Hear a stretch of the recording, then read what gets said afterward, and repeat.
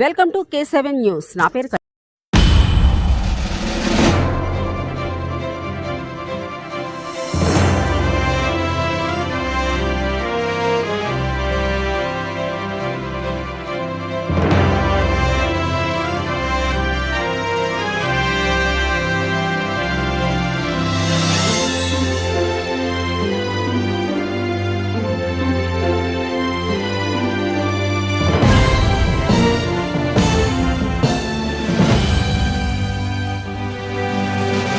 నా ధన్యవాదాలు తెలుపుతున్నాను. ముఖ్యంగా చెప్పవలసింది ఏంటంటే ఈ రిజర్వేర్ మీద 2666 ఎకరాలు సుమారు ఆధారపడి ఉంది పంట.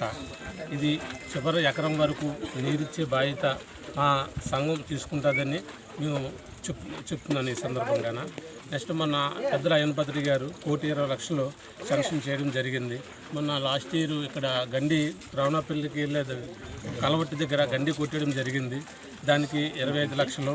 నెక్స్ట్ 17 మొదలు గత ప్రభుత్వం చూసుకుంటే 6 సంవత్సరాలు ఏమీ అసలు ఒక తుప్ప కూడా పేకకుండా అలాగా అన్నీ పాడైపోయి ఉన్నవి. మన పెద్దల అయ్యనపత్రికి మా కమిటీ మెంబర్స్ అందరూ తీసుకెళ్ళడం జరిగింది. ఇలాగ ఉందండి, గత పాలన ఏమీ జరగలేదు. ఈ సంవత్సరం చాలా బాగోలేదండి, ఈ పంటలు బాగా పండుగ చేయాలని అని చెప్తే 1,20,00,000 శాంక్షన్ చేయడం జరిగింది. 17 మొదలకి తలుపులకి శాంక్షన్ చేయడం జరిగింది. అవి కొత్తగా జరుగుతాయండి, చేస్తారని పెద్దల అయ్యనపత్రి గారు మాట ఇచ్చారండి. ఈ గేట్లు మన కొత్తగా చేయడం జరిగింది. గత ప్రభుత్వంలో గేట్లు పాడైపోయాయి. అలాగే మెయిన్ గేటు 3,50,000 శాంక్షన్ అవ్వడం జరిగిందండి. ఆ 3,50,000 గేట్లు చేయించడం జరిగింది. అలాగే గబ్బాడ మొదలు ఉన్నాయి కదా గేట్లు, అవి కూడా శాంక్షన్ అయిందండి. ఒక 10 రోజులు 20 రోజుల్లో అవి వేయడం జరుగుతుందండి. మన 2 రోజుల క్రితం బలఘట్టం దగ్గర లాస్ట్ ఇయర్ గండి కొట్టడం జరిగిందండి. 10 రోజుల క్రితం అదే వర్క్ని పద్మావతి గారు వచ్చి అప్పటికే కొట్టడం జరిగిందండి. ఆ వర్క్ కూడా 8 లక్షలు, సుమారు 8 లక్షలు వచ్చింది.